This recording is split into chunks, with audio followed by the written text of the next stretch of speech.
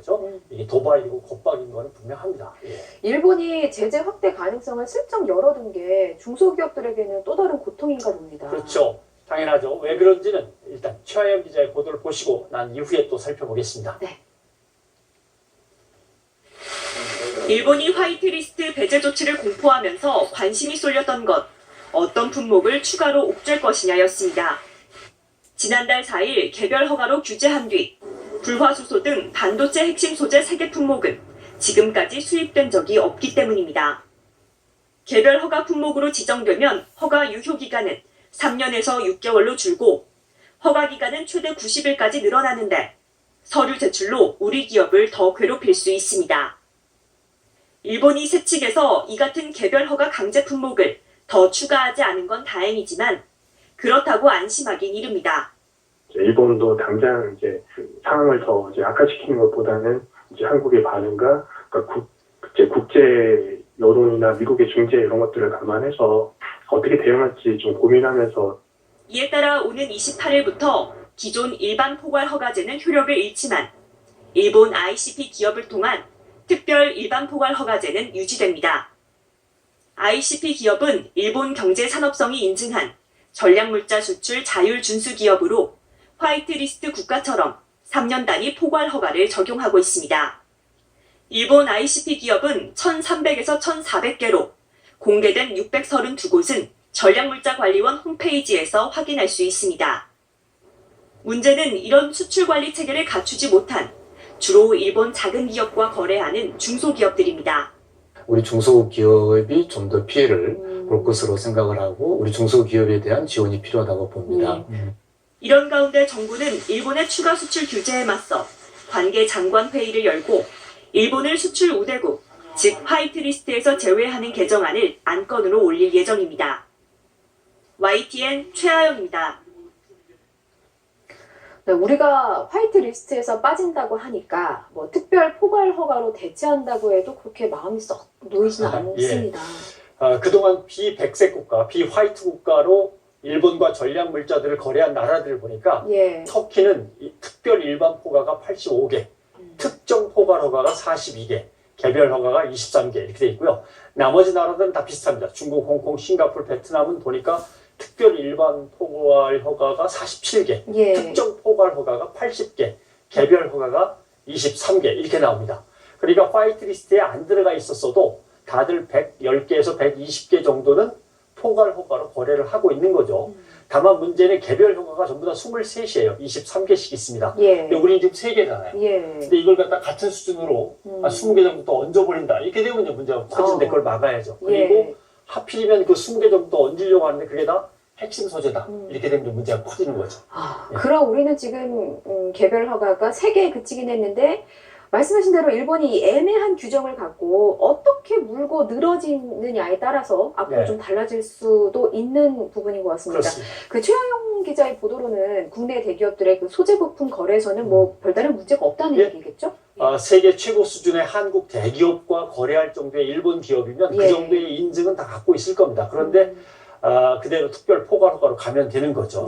다만 중소기업들이 거래하던 일본의 또 다른 중소기업들, 이 기업들은 국제 인증을 갖지 않고 있는 곳들이 꽤 있을 거다. 그럴 겁니다. 그래서 신속하게 그걸 점검해서 우리 중소기업들이 필요로 하는 게 뭔지 정부가 파악해서 지원을 해줘야 되는 겁니다. 그렇군요. 자, 그런데 NHK는 또 이런 보도를 내놓았습니다. 개정안이 시행되는 28일부터 공작 기계와 탄소 섬유 등을 한국으로 수출할 때 개별 허가가 필요하다. 이렇게 보도했거든요. 자세한 내용은 김원배 기자가 전하겠습니다. 일본 NHK는 우리나라를 수출 우대 대상국에서 제외하는 시행령 개정안이 공포되면서 개정안이 시행되는 이달 28일부터 한국에 대한 수출 관리가 엄격하게 되는 대상이 확대된다고 전했습니다. NHK는 일본 수출 기업들이 공작기계나 탄소 섬유 등 군사 전용의 우려가 높아 엄격히 규제되고 있는 품목을 한국에 수출할 때는 원칙적으로 수출 계약마다 개별 허가가 필요하다고 보도했습니다. 그 외 식료품이나 목재 등을 제외한 폭넓은 품목에 대해서도 일본 경제 산업성이 무기로 사용될 우려가 있다고 판단했을 경우에는 개별 허가가 필요하게 될 가능성이 있다고 보도했습니다. NHK는 우대 대상국으로부터 한국을 제외한 이번 조치는 반도체 등의 원재료의 수출 관리를 강화한 조치에 이어지는 것이지만 일본 정부는 금수 조치가 아니라고 강조하고 있다고 전했습니다.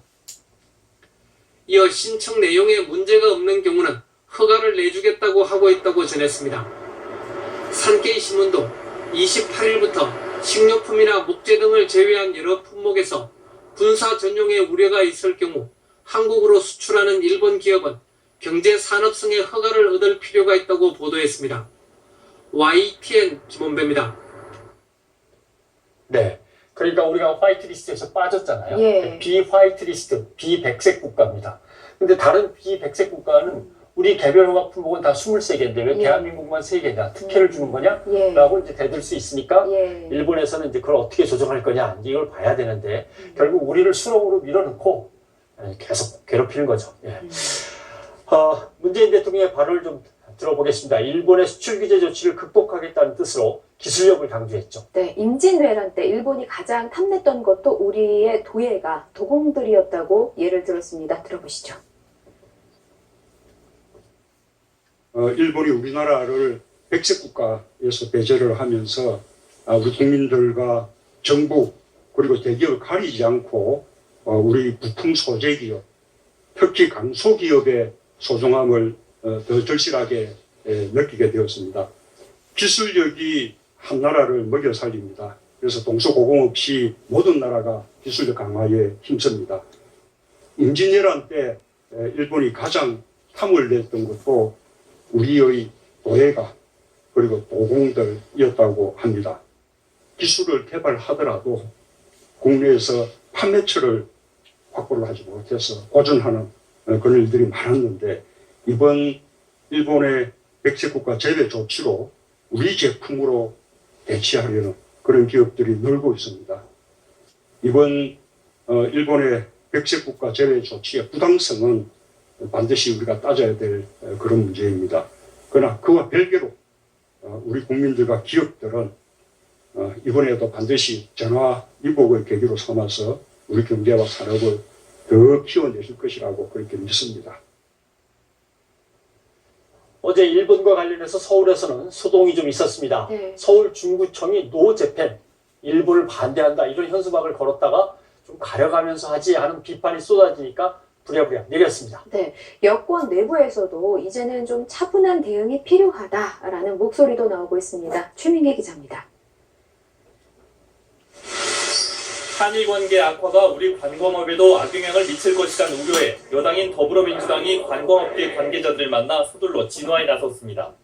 여행을 취소하신 국민 여러분들 마음 속에는 결국 나라를 사랑하는 마음이 있을 것입니다. 일본 대신 가볼 곳 많은 국내 여행에 눈을 돌리자는 제안인데 관광업계는 관심을 줘 고맙다면서도 쓴소리를 쏟아냈습니다. 지방자치단체까지 나서 일본 여행 금지를 조장해봤자 도움될 것이 없다는 겁니다. 여행부에서 부탁은 앞으로도 이 정치 외교적인 문제를 해서 민간 교육까지 맡고 있는 이러한 부분들은 좀 자제를 해주셨으면 좋겠다는 말씀이고요. 이는 최근 서울 중구청이 일본 여행 거부를 뜻하는 현수막을 걸었다. 거센 비난 여론에 다시 내린 것을 직접 겨냥한 것입니다. 현장에서는 대통령을 향한 당부의 목소리도 나왔습니다. 대통령이 어느 관광지에 가서 한번 들러주시면 그게 히스토리가 돼서 관광 자원이 되는 겁니다. 반일 분위기가 지나치게 과열됐다는 지적에 여당 지도부는 신중하게 접근할 것이라고 답했습니다. 지자체나 정부 차원의 이 대응은